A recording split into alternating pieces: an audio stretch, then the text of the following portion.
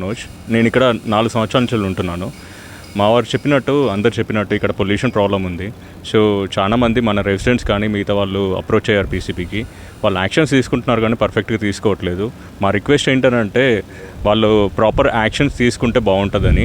ఆ chemical factories ఎప్పుడైతే ఉన్నాయో చిన్న చిన్న ఫ్యాక్టరీస్, దానివల్ల చాలా ఇబ్బంది అయిపోతుంది.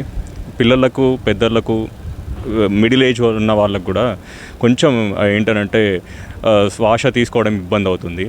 సో దానివల్ల మేము రిక్వెస్ట్ చేసేది ఏంటంటే కొంచెం అదేంటంటే పీసీబీ వాళ్ళు యాక్షన్ తీసుకొని ఆ పొల్యూషన్ అనేది కంట్రోల్ చేయడానికి ట్రై చేయండి. వీలైతే ఇట్లాంటి ఈ ఇండస్ట్రీస్ అనేది బయటికి వెళ్ళి పంపించడానికి ట్రై చేయండి. ఫైర్ సేఫ్టీ అధికారులను కలిసామండి. మీ ఫైర్ సేఫ్టీ అధికారులు అంటే రీసెంట్గా ఒక 2-3 యాక్సిడెంట్లు అయినాయి. మాకు క్లియర్గా డీటెయిల్స్ తెలీదు అక్కడ ఫైర్ సేఫ్టీ ఎంతవరకు ఉంది ఏంటి అనేది.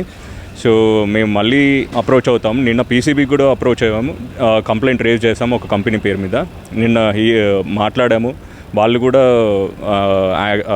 దాని ప్రోటోకాల్ ప్రకారంగా ఫాలో అవుతా అని చెప్పేసి అన్నారు. శేషగిరి గారు చెప్పినట్టు, ఆయుబ్ గారు చెప్పినట్టు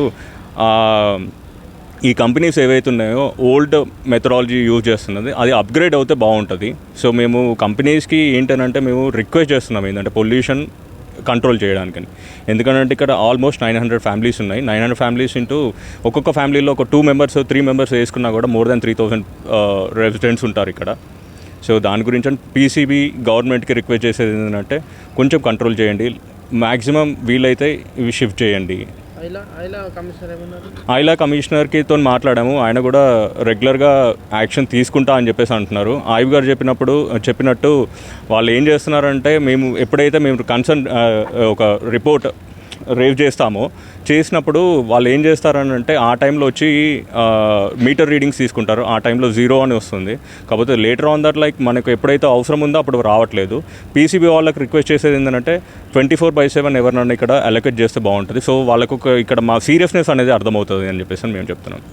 అండ్ వన్ మోర్ థింగ్ ఏంటంటే గిరిజ గారు చెప్పినట్టు ఇక్కడ 900 ఫ్యామిలీస్ ఉన్నాయి. సో 900 ఫ్యామిలీస్ జిహెచ్ఎంసీలో కలిపితే ఏంటంటే మాకు మంచిది, గవర్నమెంట్ వాళ్ళకు కూడా కొంచెం బెనిఫిట్ ఉంటుంది కదా అని చెప్పేసి.